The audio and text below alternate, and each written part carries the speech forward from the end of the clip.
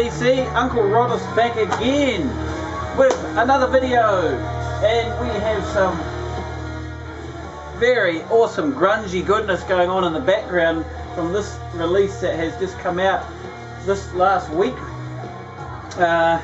Red Sky Blues. This is a Wellingtonian band from here in New Zealand, and I'd never heard of them, knew nothing about them. This is a limited edition of 100, number 30 I have, on yellow vinyl, which I can't show you because it's on the turntable, but as you can hear, it's lovely grungy stoner rock. Oh, I mean, this is really rocking me out at the moment. I never knew nothing about them. As a matter of fact, someone had brought a copy that I follow on Bandcamp, someone I know in New Zealand, and saw that, and whenever he buys something I always look at it because I know what he's into and I like what he's into, and yeah, he bought this and I never knew nothing about it, and I have been thrashing the arse off it for the last couple of 3 days because it's just awesome. I mean, there's nothing groundbreaking here, but it's just a really good grungy, hard rock, alt rock album, and I'm really wrapped. Also arriving this week in the mail was the second one to arrive was this one, Vomit Storm, Mudge or Be Mudged, from 2016 on Limbless Records. This is a little album, a little label out of also Wellington, I believe, here in New Zealand. Mostly hardcore punky sort of stuff. This is an extended play record. It's a 45 RPM, but there's quite a lot of songs on, and it's reasonably long-winded. Really hardcore, fast, thrashy, growly sort of punk, almost verging on metal in places. Yeah, really cool. This has been out for a couple of years, and I've seen it around, and I thought I'd pick it up and add it to my collection. And as an added bonus, the guy who runs that particular record label, who's on Facebook, he sent me the wrong record first up. I mean, I bought it off their Bandcamp site, and I got home from work one day last week, and there was a record, and I unwrapped it, and I was looking at it, and I was going, what the hell is this, and where did it come from, and why have I got it? And while I was about to do some researching on what I'd ordered and why I had it, I got an email from the guy saying, oh, I sent you the wrong record. Keep it as a bonus, and I'll send you the other one next week, which was the Vomit Storm. So this is the record, Backyard Burial, Repeat Offender. I'd seen this come up on Facebook a couple of times by some of the members in New Zealand. It's a reissue of an original cassette, I think, that came out in 2002. Again on Limbless Records. Again, thrashy, pretty thrashy punk. The first side, again, this is a 45 RPM EP. The first side is a thrashy, growly, punky music. The side 2 is a bit more abstract. There's actually a long-winded, more experimental, droney sort of piece. Yeah, which is pretty cool. So yeah, nice little bonus.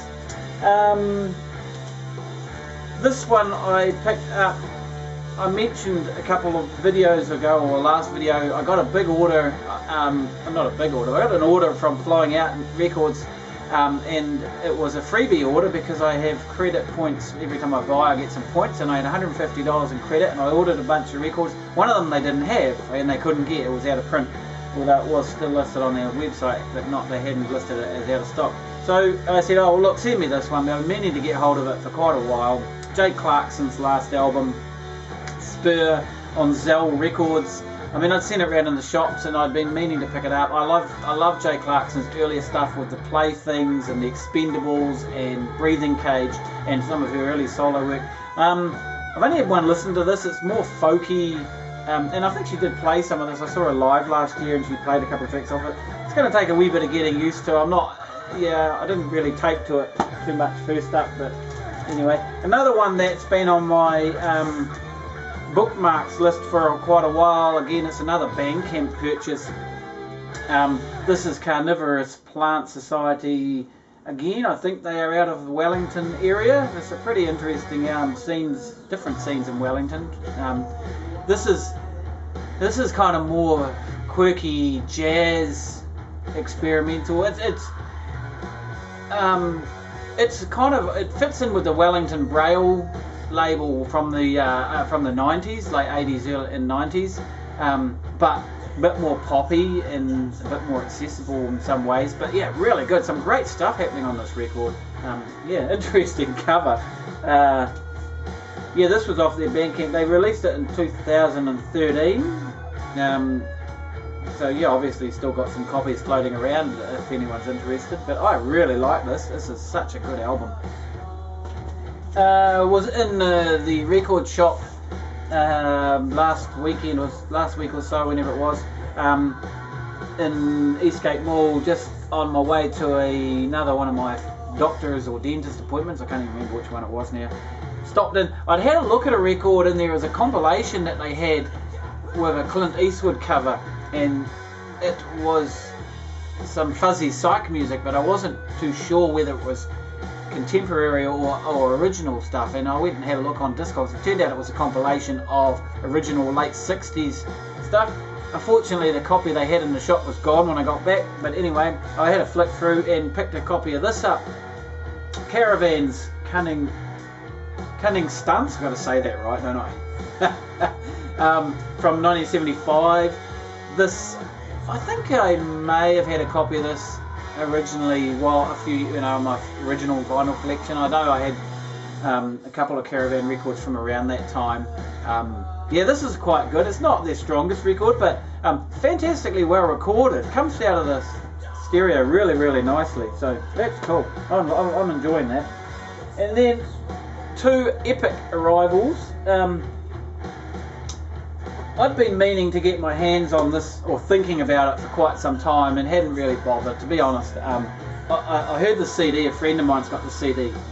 Kamasi Washington, the epic triple album out of 2015.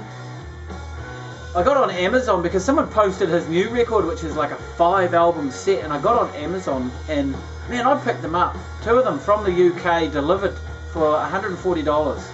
I mean, that is a record. That is an awesome price. I mean, the record, the second 5-album set, Heaven and Earth, was selling in New Zealand on one site for $120 New Zealand. So I mean, practically got this one for nothing at that price. And this was selling on the same site for around about $80 to $90. So you're looking at around about $200 for the both of them. Yeah. Okay. So nice box set. I think on first listen, I like this more than the new one. And here is the new one here, Heaven and Earth, 5 LPs. Now, one of the LPs is the secret LP that was actually hidden in the top here. And you see this perforation here, if you can see it, it was sealed in there. It was very delicate to cut it out, and I didn't make the best job I could have.